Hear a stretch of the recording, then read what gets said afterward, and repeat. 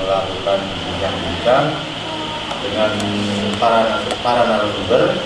Kalau saya benarkan, ya di kiri saya adalah Bapak Bakti Agung Nugraha, beliau adalah guru seni.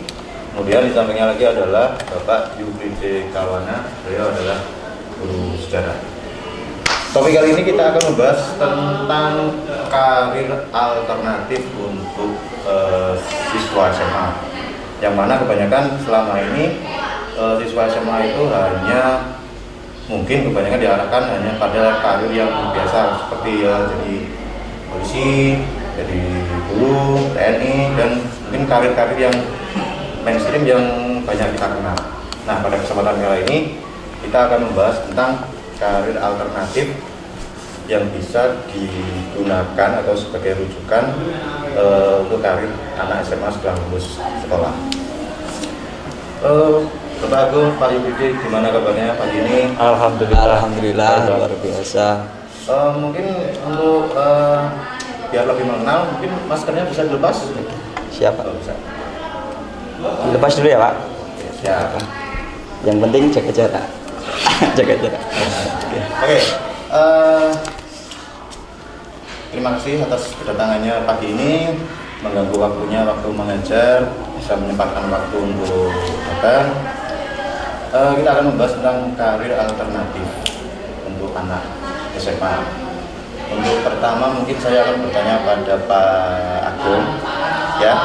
Pak Agung kan ini, yang saya tahu kan Pak Agung itu guru seni dan punya sanggar. Nah, menurut Agung sendiri, karir alternatif untuk anak SMA, menurut jenengan bagaimana? Ya, kalau menurut saya bisa saja Pak. Ketika nanti setelah anak SMA lulus, dia bisa mengembangkan karirnya terutama di bidang seni, itu bisa Pak. Yang pertama itu harus punya skill yang ada di dalam seni. Contoh seni rupa. Nah, banyak anak sini yang kemarin di bidang seni rupa dia sudah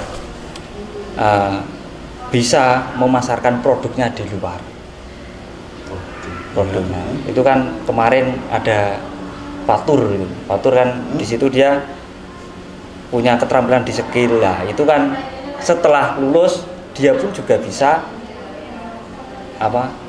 istilahnya mengembangkan untuk hasilnya itu dipasarkan di luar. Itu kemarin ya sudah banyak yang laku Pak. Itu nah contohnya seperti itu. Nah jadi kalau di bidang seni itu ya kita harus punya membekali anak-anak dulu di soft skillnya itu. Terus ketika nanti lulus, insya Allah anak-anak itu akan bisa mengembangkan dengan mudah. Itu harus di seni gitu. Oh, jadi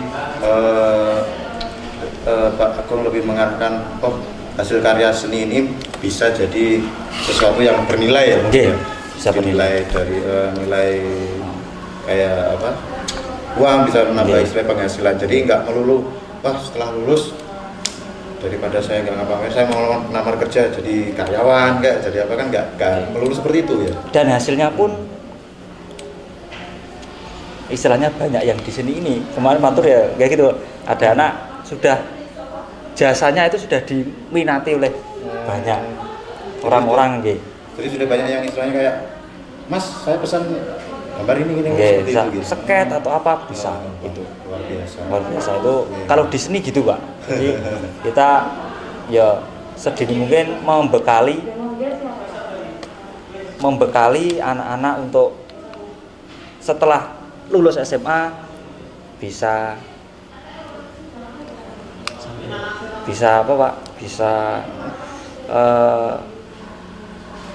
menyalurkan bakatnya itu untuk diminati di masyarakat, maksudnya gitu. Dan itu berarti ketika anak-anak sudah di bidang karyanya sudah bisa diperjualbelikan, itu juga dalam artian penghasilannya juga ya mohon maaf bisa lebih banyak ya Pak, atau dikatakan layak, jadi seperti itu ya. Bagaimana layak atau tidaknya itu kan tergantung skill kita Pak. Jadi ketika skill kita istilahnya baik, tinggi, itu nilai jual beli juga akan mempengaruhi Pak. Gitu. Jadi ketika skill yang membuat itu bagus, otomatis akan mendongkrak nilai jual juga gitu. Jadi istilahnya ya jual karya Pak, semakin bagus karyanya kan loh semakin bagus ya gitu Pak. Betul. Kalau menurut jenengan atau dalam artian ini di era 2020 di mana perubahan perkembangan internet sangat luar biasa, itu pengaruhnya bagi atau peminat dari seni terutama di bidang art atau terutama dalam bidang gambar itu sudah banyak dilakukan oleh anak-anak setelah lulus SMA kan? Tidak? Iya Pak. Jadi untuk media sosial malah sangat dibutuhkan sekarang. Jadi mereka bisa promosi sekarang. Ya dulu kan istilahnya seniman kuno itu kan meligi istilahnya. Ya aku tak ngene lah. Kan sekarang kan enggak. Iya. Kita bisa posting di sini semua sosmed lah itu untuk merangkul konsumen tadi. Pasarnya jadi lebih luas ya? Lebih luas gitu. Jadi sangat-sangat di era milenial ini dunia sosial media bahkan itu ya di YouTube itu kan bisa gitu. Jadi sangat bagus sebagai pemasaran karya-karya mereka. Jadi gitu Pak. Oke, jadi memang untuk bidang seni ini memang banyak sekali ya lahannya untuk anak-anak kita supaya aku bisa berkarir di bidang seni, entah itu lukis, entah itu mungkin tari, Ya, entah rawitan, entah teater, kan banyak sekali. Musik, iya. Jadi tinggal Musik kita sebagai musik, ya kita sebagai guru tinggal mengarahkan bagaimana sih kita istilahnya memunculkan kreativitas anak-anak. Jadi nggak melulu aku setelah lulus terus jadi ini aja ya. Seperti tahun-tahun sebelumnya kan agak kurang ya perkembangannya ya. Jadi kan kita terutama BK berkolaborasi dengan jenengan itu istilahnya untuk memunculkan anak SMA itu nggak harus jadi karyawan, nggak harus jadi polisi, nggak harus jadi TNI, nggak harus jadi guru, nggak harus jadi dokter. Jadi kita bisa istilahnya karir yang lebih kreatif, alternatif. Jadi istilahnya tidak ada penumpukan dalam satu bidang aja. Iya, betul. Oke, untuk Pak Yub, ini kan saya dapat info, ini Pak Yub ini ya sebagai guru sejarah, juga sebagai istilahnya kayak guru milenial ya, masih muda, energik, terus juga punya distro. Nah ini yang saya menarik ini sebagai guru punya distro, mungkin suatu saat bisa ditularkan caranya istilahnya menjadi entrepreneur kepada anak-anak. Ini kan anak-anak masih asing, istilahnya kayak bidang seperti itu. Monggo. Siap. Kayaknya Pak Asin sama Pak Agung terlalu berlebihan ini memuji saya. Sebenarnya tidak seistimewa itu. Jadi begini Pak Asin, ini adalah menurut saya bahasan yang sangat menarik sekali bagi saya. Terutama tadi Pak Asin bilang bahwa sukses itu atau cita-cita itu nggak melulu soal harus jadi guru seperti kita, terus menjadi polisi, apalagi menjadi tentara dan orang yang berseragam lainnya. Jadi ini bahasan yang sangat seru karena apa? Sebelumnya kita juga tidak melarang ya Pak. Maksudnya dalam artian bahwa manusia itu setiap diri anak itu pasti punya hakikat suksesnya masing-masing. Dalam artian punya interpretasi suksesnya masing-masing. Ada yang pengen jadi guru, ada yang pengen jadi polisi. Itu kita tidak melarang dan itu terserah anaknya. Tetapi Pak, kalau kita flashback ke belakang, kalau di era kita tahun 90-an, tahun 80-an, anak-anak yang seusia segitu kalau ditanya Bapak Ibu gurunya, "Nak, jadi kamu apa? bakal jadi apa?" Pasti saya pengen jadi polisi, jadi tentara ya, dokter ya gitu. Itu aja. Nah, ternyata hal yang menarik terutama di era 2020, kemajuan internet ini sangat luar biasa.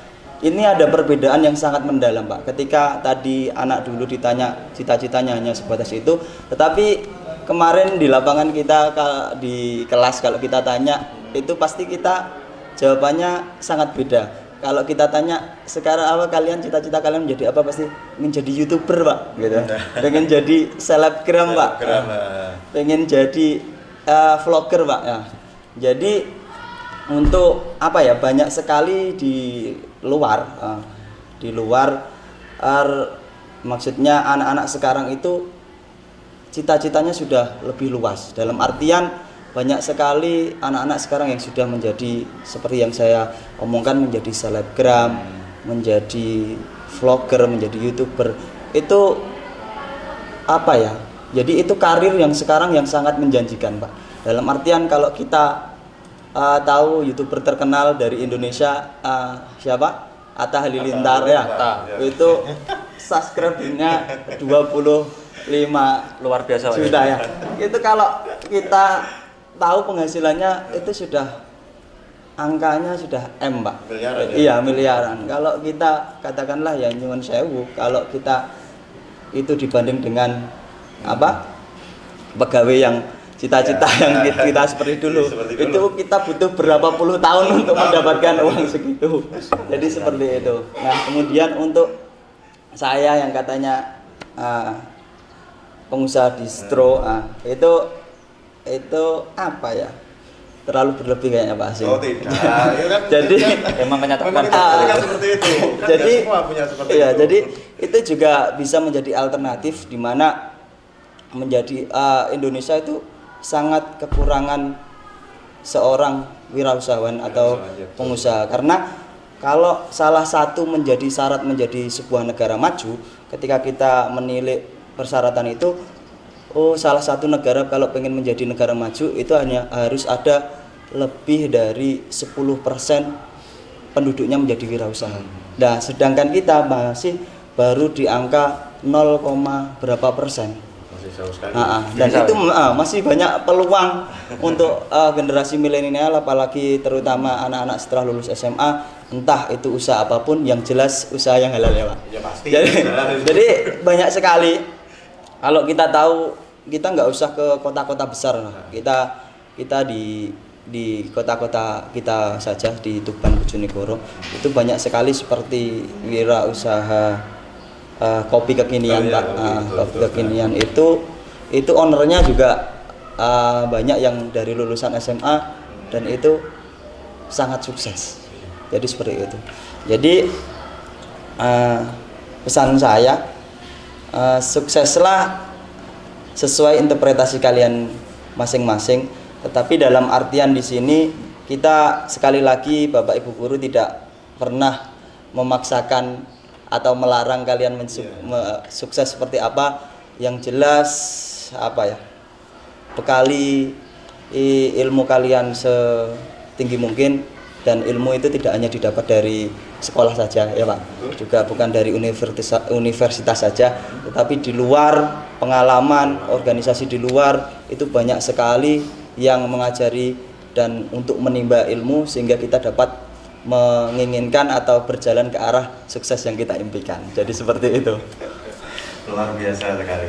Nah, ini yang saya suka kalau misalnya saya itu ibaratnya berkolaborasi dengan guru yang masih muda, yang masih energi, kan pasti wawasannya, mungkin pengalamannya kita masih kalah. Cuman kan kalau wawasan bisa lah kita diadu, misalnya zaman kita sekarang itu musimnya apa, kita pasti lebih tahu, kita pasti lebih update. Zaman sekarang itu yang lagi-lagi apa istilahnya booming apa, kita pasti juga lebih tahu. Jadi alangkah baiknya kalau misalnya sebagai guru kita juga menularkanlah semangat kita kepada anak-anak. Jadi jangan sampai Pak Agus lulus habis ini sementing aku iso ngopi, Pak. Terus yang cewek ini terutama banyak kan, Pak aku nikah dinikahno ya Pak. Lah gitu kan paling tidak bisa kita kurangi lah. Setidaknya kita harus menarik siswa atau siswi kita.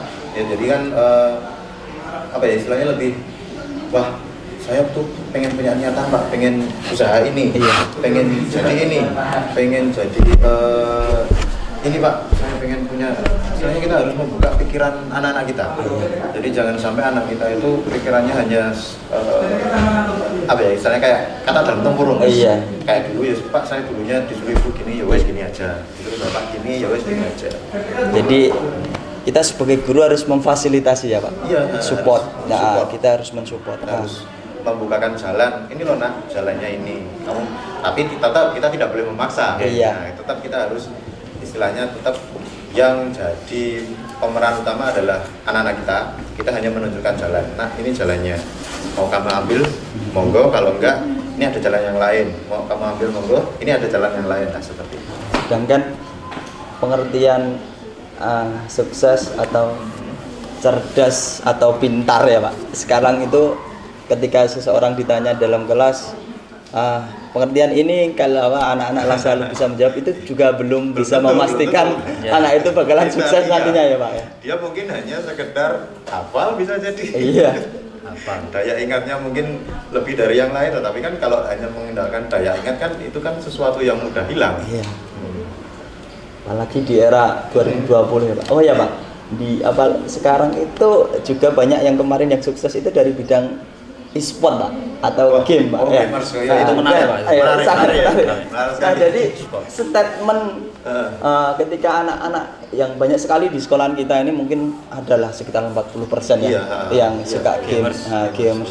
Itu pasti kalau dalam artian di rumah, kalau bapak ibunya tidak dikasih pengertian, itu bisa arahnya mungkin bisa dijudge anak ini nakal, males, suka nge-game. Padahal kalau kita bisa memfasilitasi, dalam artian kita bisa support dan kita bisa mengarahkan anak tersebut, e-sport ini sekarang juga menjanjikan. Jadi seperti itu. Memang, iya. Sedangkan gimana? Itu kan juga masuk cabang olahraga SEA Games tuh Pak kemarin. Itu terbaru ya Pak? Iya. Jadi seperti itu.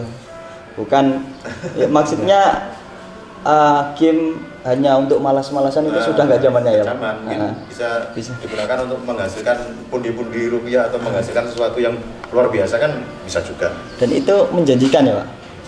Pasti sangat menjanjikan. Jadi ranahnya juga ranah olahraga itu termasuk bidangnya olahraga. Meskipun dikira kayak malas gitu ya, kayak sekedar main saja. Game aja seperti itu kan. Nah, berarti itu juga menjadi PR kita semua, terutama menjadi Bapak Ibu guru ya. Ya mungkin kita bisa ngasih pengertian, boleh ngegame pada tempatnya mungkin, atau tetapi kalau ngegamenya nggak tahu wayan dan tidak diarahkan itu kan itu yang mungkin jadi problemnya itu. Seperti itu. Perubahan dunia memang sangat luar biasa Pak. Cepat sekali ya Pak. Iya. Jadi menurut saya kalau kita tidak kreatif, terus tertinggal Pak. Ya, Pasti. kalau dalam bahasa kasar malah kita malah tertindas. Ya. Katakanlah kita sekarang musimnya semua media sosial. Iya. Terus bahkan di era pandemi semua kita harus menggunakan daring lah itu. harus daring lah. Bisa makainya. Kalau kita tidak bisa mengikuti ya tadi. Iya itu. Jadi kalau saya merasa itu saya juga belum menjadi guru yang baik. Tetapi setidaknya kita juga berusaha ke arah yang baik. Jadi seperti itu. Jadi kalau saya biasanya Pak, kalau malam gitu mengkoreksi diri saya apa yang kurang, jadi gitu. Terus di era apalagi memikirkan perkembangan dunia sangat cepat, kalau dalam bahasa Jawa menjadi generasi yang ngono wae ya kita bakalan jadi orang yang ngono wae. Dalam artian kita harus bisa keluar dari zona nyaman. Jadi seperti itu. Bekali, tidak malas bertanya. Terus itu juga harus dibarengi dengan karakter yang bagus. Karena saya rasa selama pengalaman saya menjadi guru di sini, anak pintar, anak cerdas di kelas itu sangat banyak sekali, tetapi karakter yang mengimbanginya kadang masih jumlah. Jadi seperti itu. Mungkin kita nanti bisa berkolaborasi. Kita dari segi akademik kita jalan, dari non akademik kita juga jalan, terus jadi karakter, sopan santun, tata krama kita juga jalan. Jadi dengan tiga ini kalau kita misalnya kok semuanya itu tercapai atau bagus, pastilah kita istilahnya punya siswa itu juga yang berkualitas juga. Outputnya juga, meskipun itu tak semudah yang Iya, kita memang omongkan harus, ya Pak. ya apa ya istilahnya, ya istilahnya harus apa, berjibaku lah istilahnya, harus benar-benar wah saya harus punya niatan siswaku itu harus begini. Nah, kita harus sebagai guru, terutama guru yang masih muda, yang masih Iya. punya tenaga, masih energik, kita harus punya pemikiran yang seperti itu. Apalagi kita juga sudah kena judge dalam artian sekolah pinggiran ya. Iya. Kalau dibanding dengan Sewu ya. Iya. Ya, sekolah di bidang akademiknya sama kota. Tapi kan kemarin kan sekolah kita juga banyak penghargaan. Iya, mungkin baik. di bidang non Non mungkin masih akademik, ya. kurang. Masih sudah bagus, cuman akademiknya mungkin yang masih kurang. Kalau akademiknya kita sudah bagus. Kemarin kan di Pak Agung juga teaternya, karawitannya, tarinya. Ini kan insya Allah sudah sampai Jawa Timur lah. Iya, sudah sampai bagus provinsi. gitu. Nah, Jadi kalau juga tidak diimbangi dengan support dari Bapak Ibu guru Ya, juga betul. mungkin tidak bakalan Iya. nyampe sana. Jadi peran penting, Iya. peran penting Bapak Ibu guru mengarahkan siswa, apalagi untuk kesuksesan siswa di masa yang akan datang, itu menurut saya sangat vital. Iya, betul. Karena ya tadi bahwa ibarat siswa itu adalah kertas putih. Nah, kalau isinya itu terserah kita mau mengarahkan Iya. kemana. Karena mereka juga tidak, ketika ada alumni dari SMA kita nantinya belum mencapai kesuksesan yang mereka inginkan, mungkin itu juga self reminder bagi kita sendiri bahwa itu juga ada sedikit apa yang salah dari kita. Jadi kita tidak hanya menyalahkan ketika kita ketemu para alumni kita, suatu saat nanti ketika ketemu dia bilang, Duk, kamu kok kerja di sini?" Nah, itu seharusnya menjadi pukulan. Iya. PR PR bagi kita. PR Loh, kok kita, kita gurunya tapi kok Kenapa kamu kok di sini? iya. Itu seharusnya seperti itu. Bukan kita hanya menyalahkan Ya. menyalahkan si anaknya Nah, ini. kita juga bisa introspeksi lah. Introspeksi, iya. Jadi seperti itu. Oke, mungkin bincang-bincang yang sangat luar biasa.